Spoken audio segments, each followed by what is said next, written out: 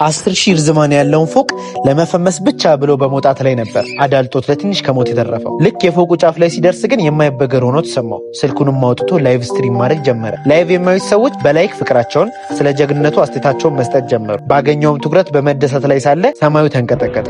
ከዚያም ነጎድጓድ የሆነ መብረቅ አስተጋባ። በዚያ ቅጽበትም በመደንገጥ እና ግራ በመጋባት ወደ ታች ለመውረድ ሲሞክር አዳለጠውና ከፎቁ ስር ወደቀ።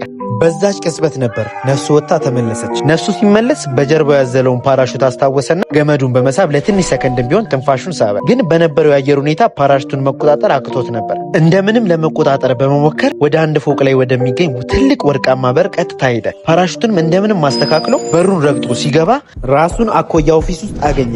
25% ቅናሽ የተደረገላቸው ቅንጡ አፓርትመንቶች ከባለ 1 መኝታ እስከ ባለ 3 መኝታ ከ700,000 ብር ጀምሮ መዋኛ ገንዳ፣ ስፓ፣ ጂም ያካተቱ በተመረጡ ቦታዎች በፒያሳ፣ በሳር ቤት፣ በሰሜን ማዘጋጃ ከ10% ቅድመ ክፍያ ጀምሮ እኛን ሳያማክሩ ፍጹም እንዳይወስኑ። አኮያ ፕሮፐርቲስ ከነገ ለተዛመደ